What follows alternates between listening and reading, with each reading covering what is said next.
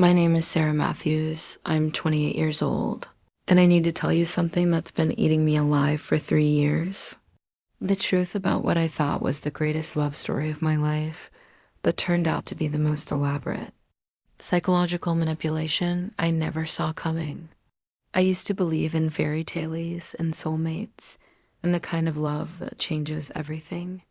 I used to believe that when you meet the right person, everything falls into place like pieces of a perfect puzzle. I was so naive, so desperately naive, and that naivety nearly destroyed me completely. The man I thought was my salvation became my prison, and the worst part is that I helped him build every single bar. It started on a Tuesday in September, one of those crisp autumn days when the air smells like possibility and new beginnings. I was working at the downtown coffee shop, where I'd been trying to save enough money to finish my psychology degree. Ironic, isn't it? Studying the human mind while being completely blind to the manipulation happening to my own. I was wiping down tables when he walked in, and I swear the entire atmosphere shifted. He wasn't traditionally handsome, but there was something magnetic about him, something that made every person in that coffee shop turn and look. He had this presence, this confidence that seemed to fill up every corner of the room. Dark hair that looked like he'd just run his fingers through it, eyes that seemed to see right through you, and a smile that promised secrets. He ordered a simple black coffee and asked for my name. When I told him, he repeated it slowly, like he was tasting each syllable, like my name was something precious he wanted to remember forever. Sarah. The way he said it made me feel like I was the only Sarah who had ever existed in the world.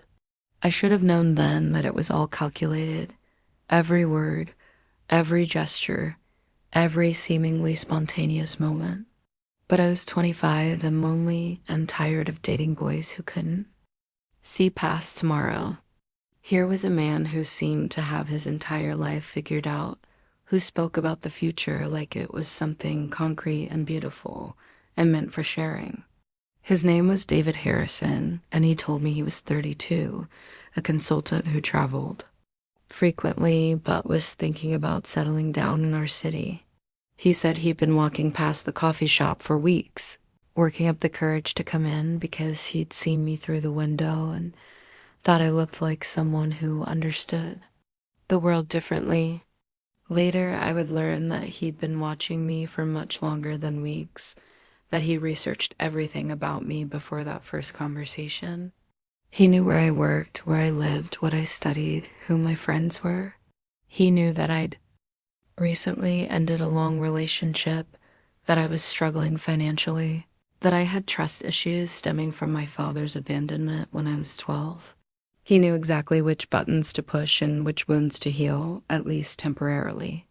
But in that moment, standing in the warm glow of the coffee shop with autumn lights streaming through the windows, I felt like the luckiest woman alive. He asked if I'd like to have dinner with him that weekend, and when I said yes, he smiled like I'd just given him the most precious gift in the world. He took my hand for just a moment, his thumb tracing across my knuckles, and I felt electricity shoot up my arm and straight to my heart. I went home that night and called my best friend Emma, talking for hours about this incredible man who'd walked into my life like something out of a movie. Emma was happy for me, but cautious in the way good friends are, reminding me to take things slow and trust my instincts. If only I'd listened to her. If only I'd trusted the tiny voice in the back of my mind that whispered that something this perfect couldn't be real. Asterisk, our first date was everything I dreamed of and nothing I should have trusted. David picked me up in a sleek black car that smelled like leather and expensive cologne, and he had somehow found out that I loved Italian food without me ever mentioning it. The restaurant was intimate and dimly lit, with candles flickering on small tables and soft jazz playing in the background. He'd made reservations at a place I'd mentioned wanting to try months ago to Emma, though I couldn't remember ever telling him about it. When I asked how he'd known, he just smiled mysteriously and said he had his ways, that he made it his business to know what made me happy. It should have been a red flag the size of a billboard, but instead, I found it romantic. Thoughtful proof that he was paying attention in ways no one ever had before. The conversation flowed like wine, smooth and intoxicating. He asked about my psychology studies, and when I mentioned my interest in behavioral patterns and trauma responses, his eyes lit up with what seemed like genuine fascination. He shared stories about his consulting work, vague but impressive tales, of helping companies restructure and optimize their human resources. He spoke about reading people, understanding their motivations, finding their pressure points, and using them to create positive change. I hung on every word, admiring his intelligence and insight. He paid attention to everything about me that night, the way I tucked my hair behind my ear when I was nervous, how I always finished the bread before the main course, the fact that I couldn't help but smile when he complimented the server. He remembered every detail I shared about my childhood, my dreams, my fears. He made me feel seen in a way I'd never experienced before. When he walked me to my door that night, he didn't try to kiss me. Instead, he took my hand and looked into my eyes with an intensity that made my knees weak. And he said that he wanted to take things slow because something this special deserved to be savored. He said he could already tell I was going to change his life, and he wanted to make sure he was worthy of changing mine. I floated up to my apartment that night, feeling like I was living in a dream. The next morning, I found a single white rose outside my door with a note that simply said, "Thank you for the most perfect evening of my life." I pressed that rose between the pages of my psychology textbook, right in the chapter about manipulation and control, which now seems like the universe's cruelest joke. Over the next few weeks, David courted me like something out of a Jane Austen novel. He sent flowers to my work, not the flashy arrangements that would embarrass me, but small, thoughtful bouquets that my coworkers admired and envied. He remembered everything I said, referenced conversations from days before, and somehow always knew exactly what I needed to hear. When I mentioned being stressed about an upcoming exam, he showed up at the coffee shop during my break with my favorite tea and a handwritten note of encouragement. When I casually mentioned missing my grandmother's cooking, he spent an entire weekend learning to make her famous apple pie from a recipe he'd somehow obtained from my mother, whom I hadn't even told him about yet. Every gesture was perfect. Every surprise was exactly what I would have wanted. Every word was precisely calibrated to make me fall deeper and deeper under his spell. He made me feel like the center of the universe, like every day with him was Christmas morning and my birthday rolled into one magical celebration of us. I should have wondered how he always knew exactly what to do, exactly what to say, exactly how to make me feel like I was drowning in the most beautiful way possible. The first crack in his perfect facade appeared 6 weeks into our relationship, but I was so intoxicated by his attention that I rationalized it away like everything else. We were having dinner at my apartment, something simple I'd cooked while he worked on his laptop at my kitchen table. I'd been telling him about Emma's new boyfriend, laughing about how awkward their first meeting had been when I noticed his fingers had stopped moving across the keyboard.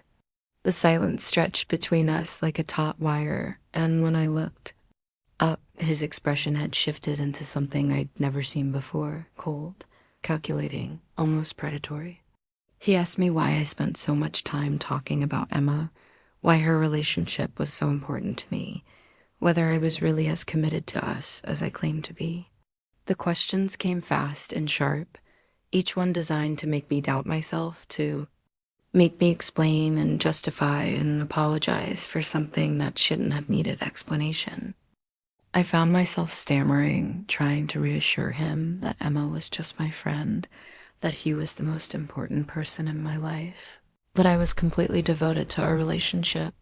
By the end of the conversation, I was apologizing for something I couldn't even name, promising to be more considerate of his feelings, agreeing that maybe I had been spending too much time focused on other people's lives instead of building our future together.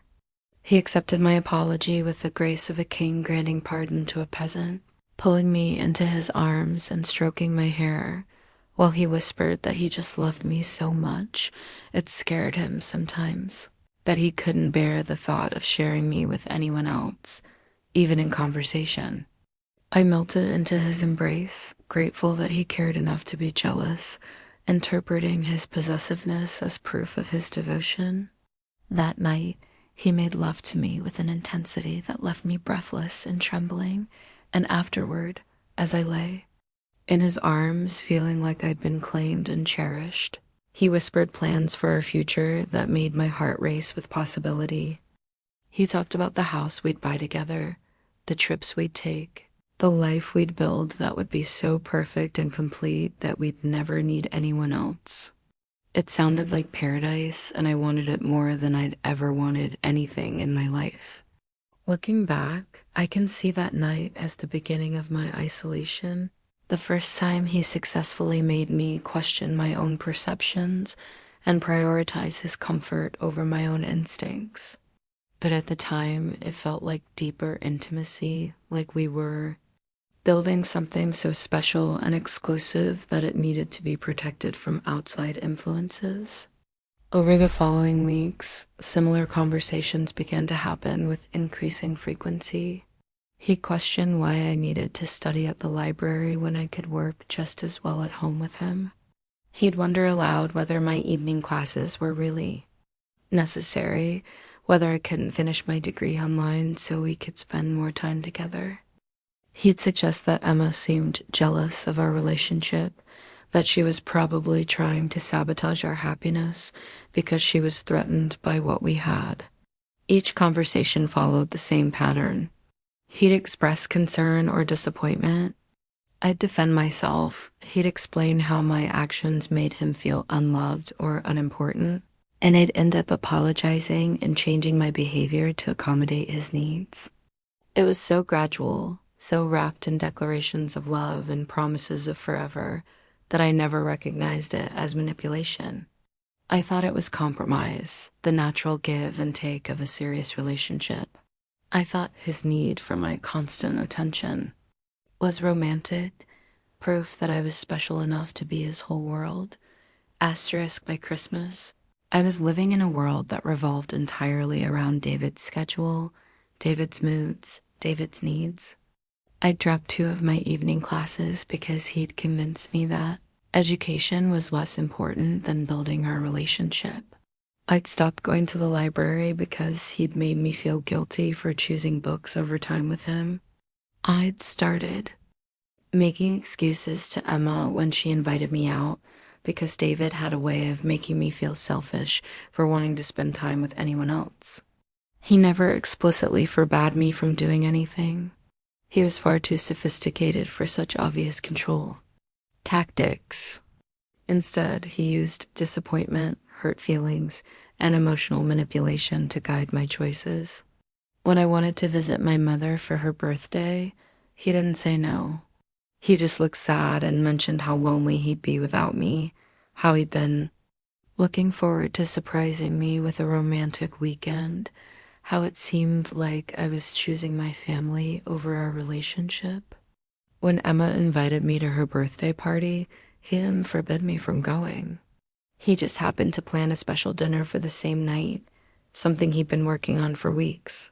And how could I disappoint him after he put so much effort into making me happy? I found myself constantly weighing my decisions against his potential reactions, constantly choosing him over everyone and everything else, constantly convincing myself that this was what real love looked like. He rewarded my compliance with affection, gifts, and promises. When I canceled my plans to stay home with him, he'd shower me with attention and praise. When I chose him over my friends or family, he'd tell me how much it meant to him, how it proved that I was different from all the other women who disappointed him in the past. He had a way of making me feel special for giving up pieces of myself, like every sacrifice was a gift that made me more worthy of his love. The isolation was so gradual that I didn't notice it happening. My world grew smaller and smaller until it contained only him, and by the time I realized what was happening, I'd lost touch with everyone who might have helped me see the truth. Asterisk. The turning point came on a snowy February evening when Emma showed up at my apartment unannounced. I hadn't seen her in weeks, having canceled our last 3 coffee dates because David had needed me for various emergencies that, in retrospect, were probably manufactured. She looked at me with concern in her eyes, taking in my appearance. The way I'd lost weight and grown pale from spending all my time indoors with David. She asked me directly if I was okay, if David was treating me well, if I was happy. For a moment, I almost told her the truth. I almost admitted that I felt like I was disappearing, that I couldn't remember the last time I'd made a decision without considering David's feelings first, that I was exhausted from walking on eggshells around someone who claimed to love me more than life itself. But David came home while Emma was still there, and I watched him transform before my eyes. He became charming, attentive, the perfect boyfriend who brought me flowers and kissed my forehead and asked Emma about her job with genuine interest. He was so convincing that I started to doubt my own perceptions. Maybe I was overthinking things. Maybe this was just what committed relationships look like. Maybe Emma was the problem, not David. After she left, David sat me down for what he called a heart-to-heart conversation. He told me he was worried about me, that Emma seemed to be filling my head with doubts about our relationship. He said he could see how upset I got after spending time with her, how confused and conflicted she made me feel.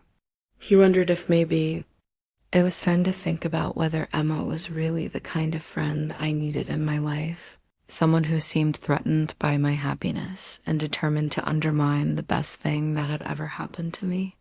I found myself nodding along, agreeing that Emma had seemed different lately, more critical and judgmental. By the end of the conversation, I was convinced that cutting ties with Emma was my own idea, a necessary step to protect my relationship and my mental health. I called her the next day and told her I needed some space, that I was focusing on my relationship and didn't have time for friendships that felt negative and draining. The hurt in her voice haunts me to this day. She tried to argue, tried to tell me that she was worried about me, that she'd noticed changes in my behavior and personality that concerned her. But I'd already been programmed with responses to her concerns.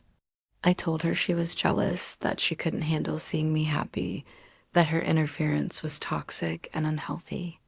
I hung up on her while she was still trying to reason with me, and I blocked her number immediately afterward.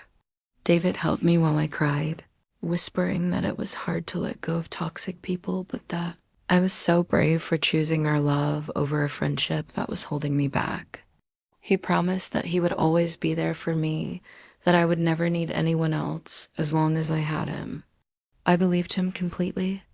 I had no choice but to believe him because I just cut the last cord connecting me to the outside world. Looking back, I can see that conversation with Emma was my final chance to escape before the trap closed completely. She was trying to throw me a lifeline, and I used it to hang myself instead. The guilt of that phone call still wakes me up at night sometimes, the memory of betraying the one person who was trying to save me. With Emma gone from my life, David's control became absolute. He moved into my apartment gradually, first leaving a toothbrush, then some clothes, then claiming he needed to stay for a few weeks while his lease was being renewed. Those few weeks stretched into months, and suddenly I was living with someone who monitored my every move, questioned my every decision, and made me account for every minute I spent away from him. He installed security cameras in the apartment, claiming it was for our safety after a break-in in the building that I later realized never happened. He insisted I share my location with him at all times, saying he worried about me when I was out in the dangerous city alone. He began managing my finances, offering to help me budget and save money, then gradually taking control of my bank account and credit cards. Every change was presented as love, as protection, as partnership. He was just looking out for me, just trying to make our life together easier and safer. I was so isolated and so dependent on his approval that I couldn't see the prison walls being built around me. My psychology classes should have taught me to recognize the signs of psychological abuse, but somehow all that knowledge became useless when it was happening to me. It's amazing how the mind can rationalize anything when survival depends on maintaining the illusion of normalcy. David began critiquing everything about me with increasing frequency and intensity. My clothes were too revealing or too frumpy. My hair was too long or too short. My laugh was too loud. My voice was too quiet. He had opinions about the way I walked, the way I ate, the way I breathed. No detail was too small for his disapproval.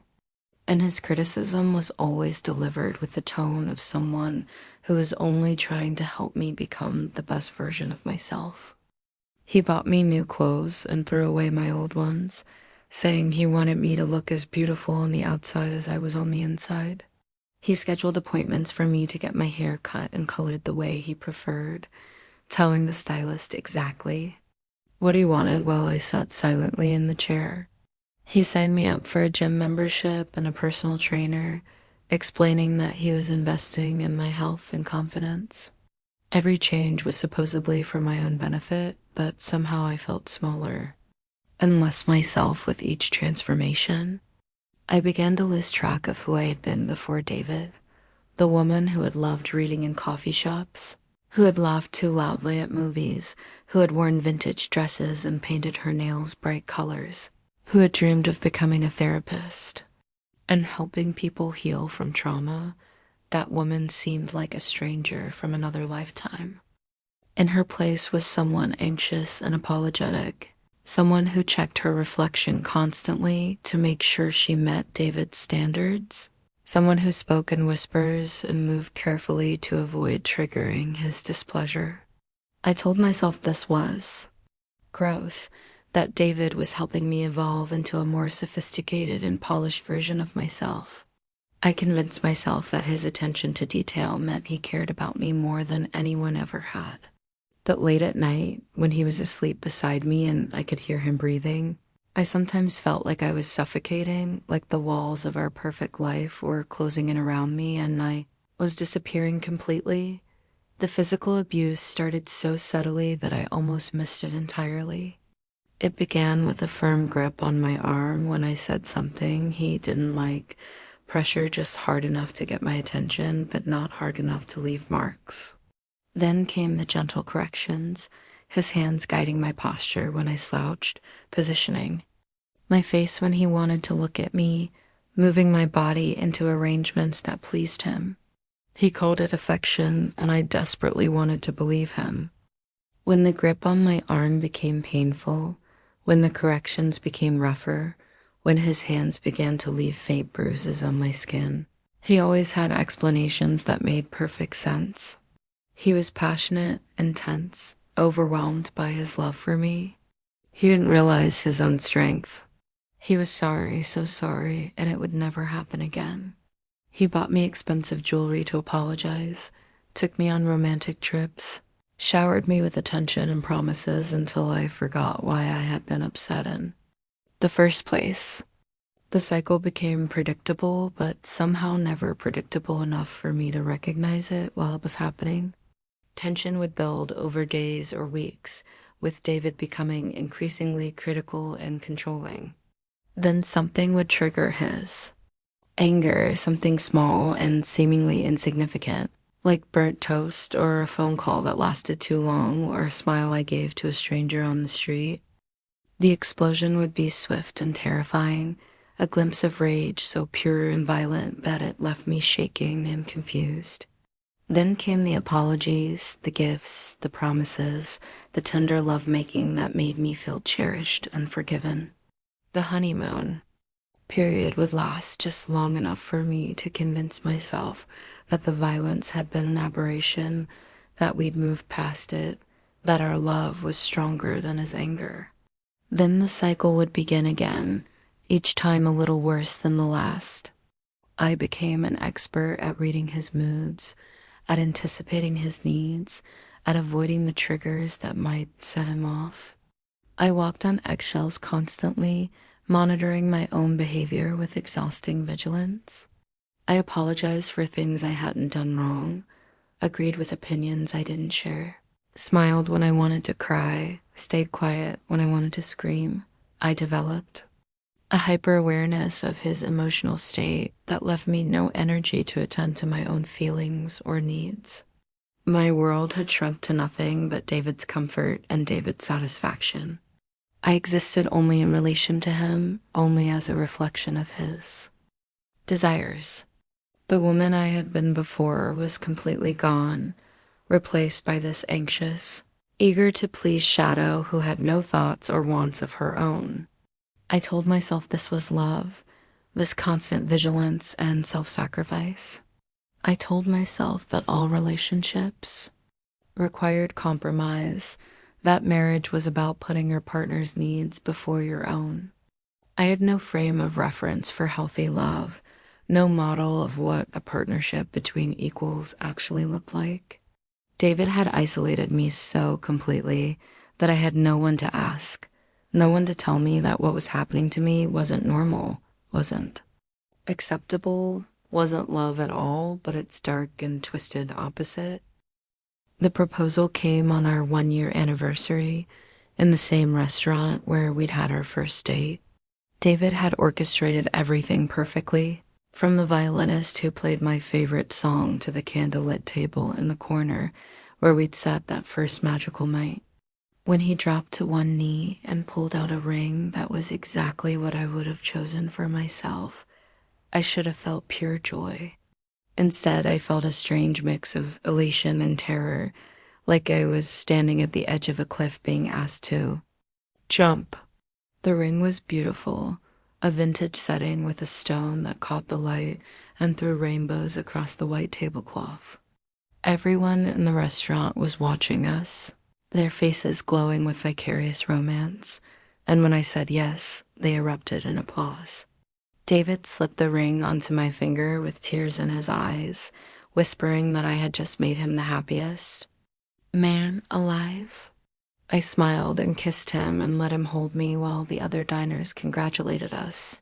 But something deep inside me was screaming that this was wrong, that I was sealing my own fate, that I was saying yes to a life sentence in a prison, made of roses and candlelight. The engagement period was a whirlwind of planning and preparation that left me no time to examine my growing unease. David took charge of everything, hiring wedding planners and caterers and florists who all seemed to know exactly what he wanted without consulting me.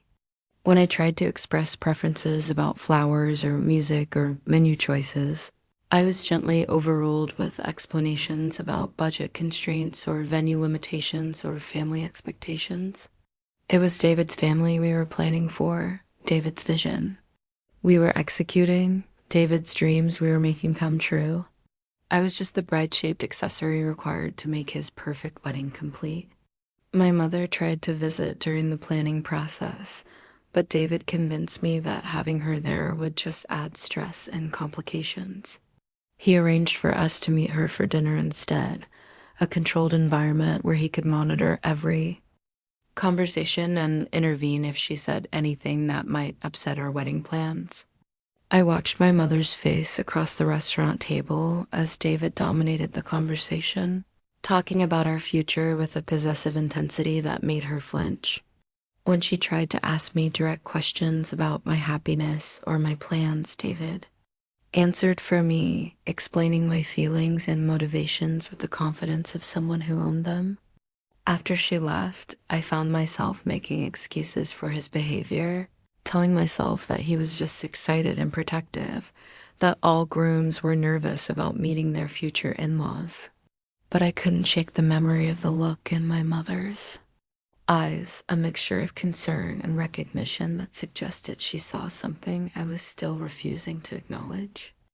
The wedding dress shopping was the final straw, though I didn't realize it at the time.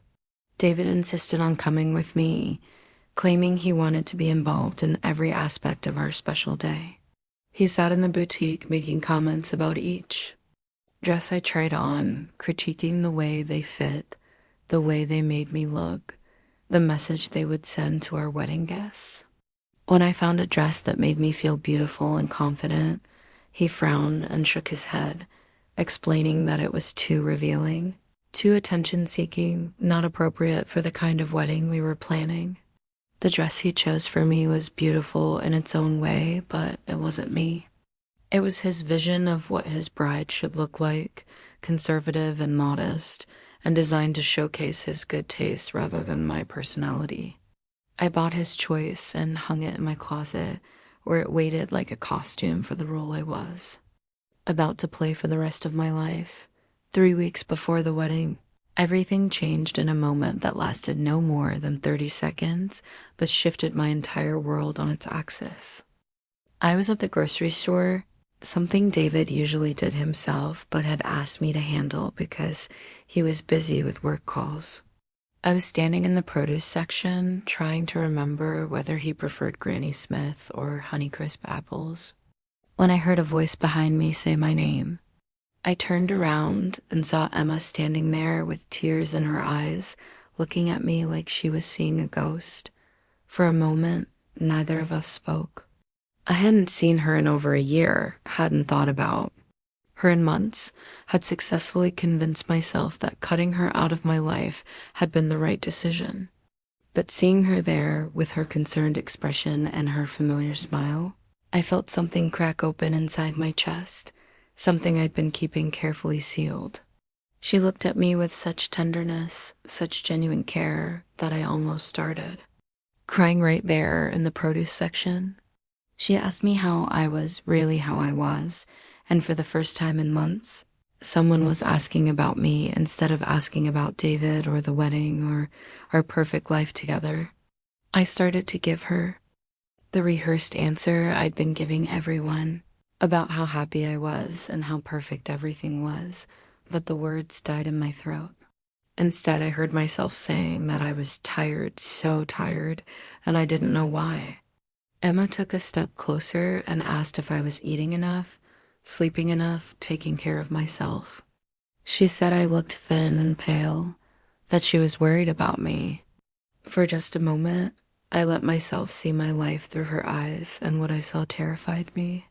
I saw a woman who had lost 30 pounds and convinced herself it was because she was too happy to eat. I saw someone who jumped at unexpected sounds and apologized constantly for things that weren't her fault. I saw a person who had forgotten how to laugh, how to make decisions, how to exist without permission. Emma asked me if I was safe, if David was treating me well, if I needed help.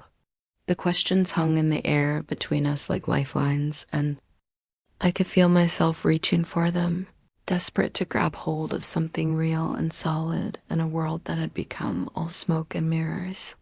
But then my phone buzzed with a text from David asking where I was and why I was taking so long, and the spell was broken. I looked at Emma and saw her as David had taught me to see her, as a threat to her happiness, as someone who couldn't understand the depth of our love. I told her I was fine, that I was getting married in 3 weeks, that I'd never been happier. I thanked her for her concern, but explained that I really had to go, that David was waiting for me. I walked away from her without looking back, but I could feel her watching me as I moved through the store, could sense her worry following me like a shadow. That night, I told David about running into Emma, framing it as an amusing coincidence rather than the earth-shaking encounter it had actually been. He listened with interest, asking detailed questions about what she'd said, how she'd looked, whether she'd seemed happy or bitter about our success. By the time we finished discussing it, he had convinced me that Emma had been jealous and vindictive, trying to plant seeds of doubt about our relationship because she couldn't stand to see me thriving without her toxic influence. But something had shifted during that brief encounter in the grocery store. Some tiny crack in the wall David had built around my mind. Over the next few days, I found myself remembering things I'd forgotten, questioning things I'd accepted without thought. I remembered how I used to love reading mystery novels and staying up late discussing the plots with Emma. I remembered how I used to laugh until my sides ached and dance in my kitchen while cooking dinner. I remembered having opinions about politics and movies and books, having dreams about my career and my future that didn't revolve around making someone else happy. The memories came back in fragments, like pieces of a shattered mirror that I was slowly reassembling, each shard reflecting a version of myself I'd lost along the way. I began to notice things about David's behavior that I'd been trained to ignore. The way he went through my phone every night while I was in the shower, claiming he was just checking the time or looking for a charger.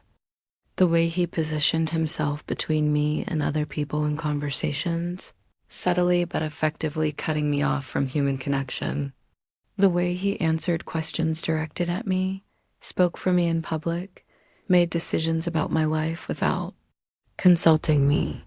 I started to see the patterns Emma had probably noticed from the beginning, the systematic dismantling of my autonomy and independence. The realization didn't come all at once, like a lightning bolt of clarity.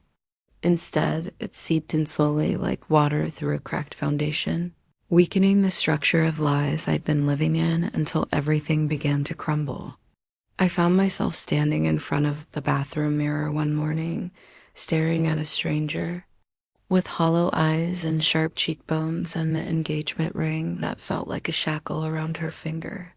I tried to remember the last time I'd made a decision without considering David's reaction, the last time I'd expressed an opinion he disagreed with, the last time I'd felt like a whole person instead of half of David's perfect couple. I couldn't. Remember, the woman in the mirror had no thoughts of her own, no desires that weren't approved by David, no existence outside of her role as his fiancée. She was a carefully constructed puppet, and David held all the strings. 2 weeks before the wedding, I did something I hadn't done in over a year. I called in sick to work and went to the library, the same one where I used to study before David convinced me I could work just as well at home. I sat in my old favorite spot by the window and opened a book about psychological abuse, telling myself I was just doing research for my degree, that I was intellectually curious about the topic. But as I read, I saw my life described in clinical detail on every page. The isolation, the gaslighting, the gradual erosion of self-worth, the cycle of tension and violence and reconciliation. The book had a checklist of warning signs, and I mentally ticked off every single item. Financial control, check. Monitoring of communications, check. Criticism disguised as concern, check. Threats of suicide or self-harm when challenged, check. I sat in that library chair and felt my entire world shifting beneath me, everything I thought I knew rearranging itself into a pattern I could finally recognize. The man I was planning to marry in 2 weeks wasn't my soulmate or my protector or my greatest love. He was my abuser, and I had been his willing victim for almost 2 years. The worst part wasn't the realization itself, but the recognition of how completely I'd collaborated in my own destruction. I spent the next week living in a state of constant terror, not of David's violence, but of my own clarity. Every moment of awareness felt dangerous, like a candle flame that might alert him to the fact that I was waking up from the spell he'd cast over me. I continued to play my role perfectly, smiling at wedding preparations, discussing honeymoon plans, acting like the excited bride, Everyone expected me to be. But inside, I was frantically trying to figure out how to escape from a life I'd built in collaboration with my captor. The logistics seemed impossible. David controlled our finances, monitored my communications, knew my schedule better than I did. I had no friends left, no support system, nowhere to go, even if I could find the courage to leave. My mother lived 3 states away, and our relationship had become so strained under David's influence that I wasn't sure she would even help me. Emma's phone number was still blocked in my phone, and I had no idea how to reach her or whether she would forgive me for the terrible things I'd said to her. I felt like I was trapped in a glass box, visible to the world, but unable to make anyone hear my screams for help. The wedding was now 1 week away, and guests were arriving from out of town, calling to confirm details and express their excitement about celebrating our special day. Each conversation felt like another nail in my coffin, another person invested in a future I desperately didn't want. How could I explain to all these people that the perfect love story they'd been following was actually a horror story? How could? I admit that I'd been so completely fooled, so thoroughly manipulated, that I'd almost married my abuser in front of everyone I cared about. The breaking point came 5 days before the wedding, during what should have been a romantic dinner. At home, David had cooked my favorite meal, opened an expensive bottle of wine, set candles around the apartment to create the perfect ambience. He was talking about our future, describing the children we'd have and the house we'd buy and the life we'd build together. His words painted a picture of domestic bliss that would have thrilled me 2 weeks earlier, but now they sounded like a life sentence. As he talked, I found myself studying his face, really looking at him for the first time in months. I saw the calculation in his eyes, the way he watched my reactions to gauge whether his performance was having the desired effect. I saw the subtle tension in his jaw that appeared whenever I wasn't responding enthusiastically enough to his vision of our future. I saw the man behind the mask, cold and controlling and completely devoid of genuine love. When he reached across the table to take my hand, I flinched involuntarily, and his expression darkened immediately. He asked what was wrong, why I seemed distant and ungrateful when he was trying to create a beautiful evening for us. His voice had that dangerous edge I'd learned to fear, and I felt my body preparing for the familiar cycle of accusation and apology. But something had changed in me during that week of clarity. Instead of apologizing and trying to soothe his hurt feelings, I found myself saying that I wasn't sure I was ready to get married, that maybe we were moving too fast, that I needed more time to think. The words hung in the air between us like a declaration of war, and I watched David's mask slip completely for the first time since I'd known him. What I saw underneath was terrifying, a rage so pure and violent that it made my blood freeze in my veins. David's reaction to my hesitation was swift and calculated, a masterclass in psychological warfare that left me questioning everything I thought I'd figured out about him. He didn't yell or throw things or resort to physical violence. Instead, he became perfectly still, his voice dropping to a whisper that was somehow more frightening than any scream. He asked me to explain exactly what I meant by needing more time, what doubts I was having, who had been filling my head with ideas about our relationship. His questions came like surgical strikes, each one designed to expose and eliminate any thought that didn't serve his purposes. When I tried to explain that I just felt rushed, that marriage was a big step and I wanted to be sure, he listened with the patience of a therapist, nodding and making sympathetic noises. Then he began to systematically dismantle every concern I raised, explaining how my doubts were really just pre-wedding jitters, how every bride felt overwhelmed before such a big day, how my fears were proof of how much our love meant to me. He reminded me of all the money that had been spent on the wedding, all the guests who had made travel arrangements, all the vendors who had been hired and couldn't be canceled without significant financial penalty.